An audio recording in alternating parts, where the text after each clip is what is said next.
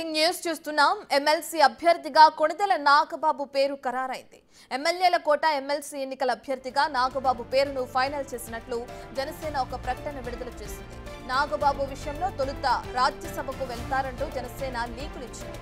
అయితే నాగబాబు ఎమ్మెల్సీ తీసుకోవడం లేదని సోషల్ మీడియాలో జోరుగా ప్రచారం జరిగింది. చివరకు ఎమ్మెల్సీగా నాగబాబు పేరు ప్రకటించింది. ఇక దీని సస్పెన్స్ కు తెరతీసిందని కూడా చెప్పొచ్చు.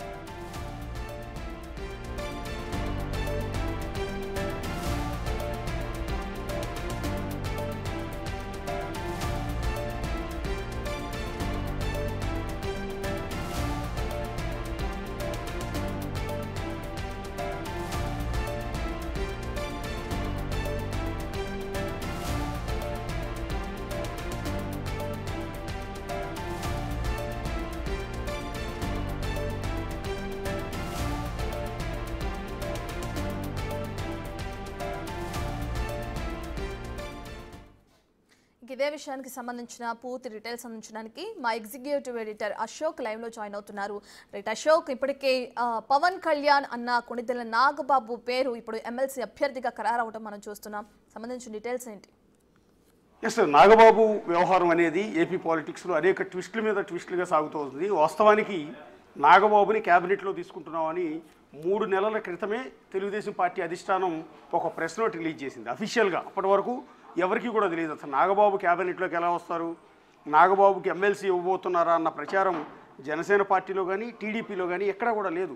అది డైరెక్ట్గా స్వయంగా చంద్రబాబు నాయుడు సంతకంతో టీడీపీ అఫీషియల్గా రిలీజ్ చేసిన లెటర్లో త్వరలో నాగబాబుని క్యాబినెట్లోకి తీసుకుంటున్నామంటూ ప్రకటించారు. అప్పుడే దీని మీద విపరీతమైన డిస్కషన్ నడిచింది. ఒకటి, ఎమ్మెల్యే కూడా కాని వ్యక్తిని క్యాబినెట్లోకి ఎలా తీసుకుంటారు అనేది ఒకటి, పవన్ కళ్యాణ్ సోదరుడు అయినందుకు మంత్రిని చేసేస్తారో అంటూ ఇంకొకటి, ఇట్లా అటు వైఎస్ఆర్ కాంగ్రెస్ పార్టీ నుంచి, ఇటు జనసేన పార్టీ నుంచి, అలాగే టీడీపీలోనూ ఒక సెక్టార్ నుంచి విపరీతమైన వివాదాలు, ఆరోపణలు, చర్చలు సోషల్ మీడియాలో సాగాయి. పర్టికులర్గా నాగబాబుని, అంటే గతంలో పవన్ కళ్యాణ్ తాను కుటుంబ రాజకీయాలకు దూరంగా ఉంటానని, కుటుంబ సభ్యుల్ని రాజకీయాల్లోకి రానీయ బోనంటూ ఆయన ఇచ్చిన స్టేట్మెంట్ల నేపథ్యంలో ఆ వీడియోలన్నీ కూడా తీసి వైఎస్ఆర్ కాంగ్రెస్ పార్టీ సోషల్ మీడియాలో కూడా రన్ చేసింది. మరి ఇప్పుడు దీనికి ఏం సమాధానం చెప్తావు అనేది ఒకటి. ఇక జనసేన పార్టీలో అంతర్గతంగా కూడా నాగబాబుని క్యాబినెట్లోకి తీసుకుంటున్నారు అనగానే కొంత చర్చ, విమర్శనాత్మకమైన చర్చ జరిగింది. ఎందుకంటే జనసేన పార్టీలో ఇప్పుడు కందులు దుర్గేష్ మినిస్టర్గా ఉన్నారు, పవన్ కళ్యాణ్ డిప్యూటీ సీఎంగా ఉన్నారు. సో వీళ్ళిద్దరూ కూడా కాపు సామాజిక వర్గానికి సంబంధించిన వాళ్ళు.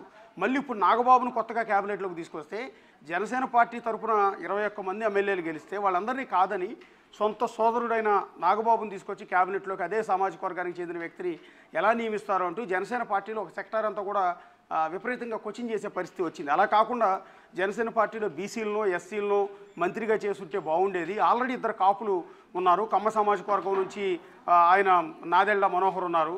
సో ఈ నేపథ్యంలో ఒక బీసీని కానీ ఎస్సీని కానీ మంత్రిని చేస్తే బాగుండేదన్న రిక్వెస్ట్లు కూడా పవన్ కళ్యాణ్కి వచ్చాయి. సో ఈ వివాదం అంతా కూడా నడుస్తూ ఉంది.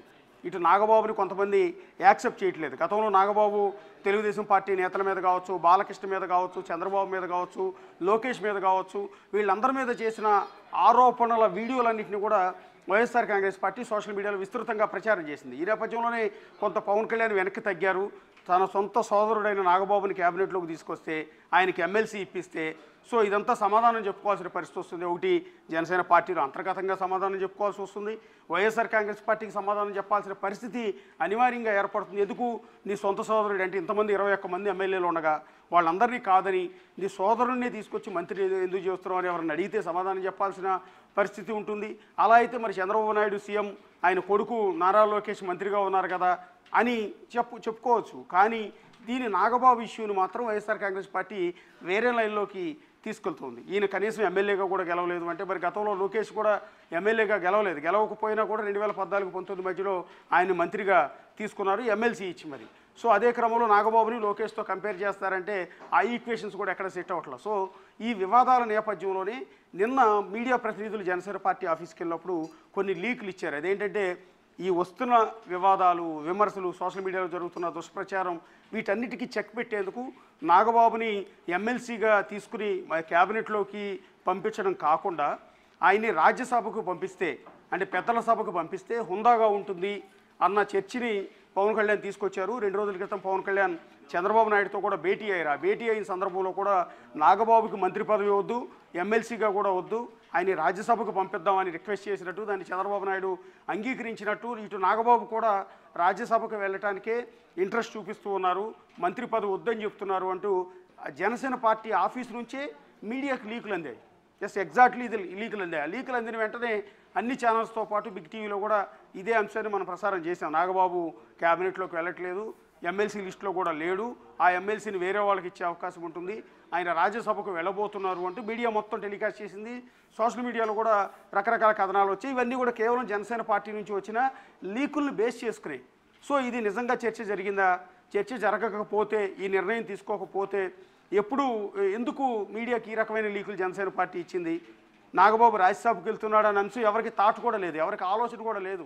ఎందుకంటే విజయసాయిరెడ్డితో రాజీనామాతో ఖాళీ అయిన ఆ రాజ్యసభ స్థానాన్ని టీడీపీ ఎవరికో ఇస్తుందని భావించారు కదా, అది నాగబాబుకే ఇస్తున్నారంటూ జనసేన పార్టీ ఆఫీస్ నుంచి చెప్పారు.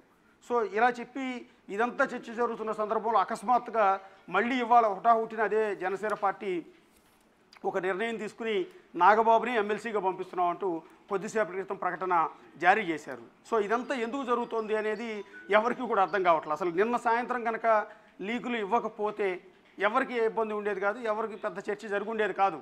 మండలికి ఆటోమేటిక్గా నాగబాబు వెళ్తున్నారని అన్ని టీవీ ఛానల్స్ కూడా టెలికాస్ట్ చేసాయి నిన్నటి వరకు. నిన్న జనసేన పార్టీ ఆఫీస్ నుంచి వాళ్ళు లీకులు ఇచ్చే వరకు కూడా ఈ ఎమ్మెల్సీ 5 ఎమ్మెల్సీలు అంటే ఎమ్మెల్యే కోట ఎమ్మెల్సీ లిస్టులో ఆయన వెళ్ళబోతున్నారనేది చర్చ జరుగుతుంది. ఆల్రెడీ చంద్రబాబు నాయుడు ఆయన క్యాబినెట్లోకి తీసుకుంటున్నారని ప్రకటించేశారు కూడా, కాబట్టి ఎలాంటి ఇబ్బందులు ఉండవని భావించారు. కానీ వాళ్లే లీకులు ఇచ్చి మళ్ళీ వాళ్లే ఆ లీకులను వెనక్కి తీసుకుని ఇప్పుడు ఆయన ఎమ్మెల్సీగా వెళ్ళబోతున్నారు అంటూ ఇప్పుడు కొద్దిసేపటి క్రితం ప్రకటించారు. సో ఈ నేపథ్యంలో మరొక చర్చ జరుగుతుంది. ఈలోపు ఏమైంది, ఒకవేళ లీకులు ఇచ్చినట్టే ఇచ్చి సో దాని మీద వచ్చిన రియాక్షన్స్ని బట్టి దాని నిర్ణయాన్ని మార్చుకుందామన్న ఆలోచనతో ఈ రకంగా చెప్పుకుంటారా ఏంటనేది డిస్కషన్ జరుగుతుంది. సో ఇప్పుడు ఎట్టకేలకు ఇప్పుడు రాజ్యసభకు అయితే వెళ్ళట్లేదు నాగబాబు, ఎమ్మెల్సీగా మండలిలో అడుగుపెట్టి మంత్రిగా కూడా క్యాబినెట్లోకి రాబోతున్నారు. ఏ శాఖ ఇవ్వబోతున్నారు అనేది ఇప్పుడు చూడాల్సి ఉంటుంది. తమ్ముడు డిప్యూటీ సీఎంగా ఉంటే అన్న మంత్రిగా రాబోతున్నారు. సో ఆయనకి ఇచ్చే శాఖ ఏంటి అనేది ఇప్పుడు వెరీ ఇంట్రెస్టింగ్గా ఉంది. అయితే అశోక్ చూసుకుంటే నిన్నటి దాకా రాజ్యసభకు పంపిస్తారని ప్రచారం జరిగింది. ఇప్పుడు సడన్గా కొత్తగా చూసుకుంటే ఏపీ ఎమ్మెల్సీ ఎన్నికల్లో నాగబాబు ఎంట్రీతో కొత్త ట్విస్ట్ నెలకొందని చెప్పుకోవచ్చు అంటారా? కొత్త ట్విస్ట్ అంటే ఏం లేదు, బేసిక్గా ఇది నిన్నటి వరకు ఎక్కడా లేదు. కాకపోతే కొంత ఆలస్యం అయింది. చంద్రబాబు నాయుడు క్యాబినెట్లోకి తీసుకుంటున్నానని అనౌన్స్ చేసిన తర్వాత 3 నెలలు బ్రేక్ పడింది. ఎందుకు ఇంత డ్రాగ్ అయింది అనేది ఎవరికి కూడా అర్థం కావట్లా. సో దీనికి సంబంధించి ఆ తర్వాత నాగబాబు కూడా ఎక్కడ మాట్లాడాలి, అంటే క్యాబినెట్లోకి తీసుకునే అంశం మీద కూడా ఎక్కడ నాగబాబు ప్రకటన చేయడం కానీ ఇంకోటి కానీ లేదు.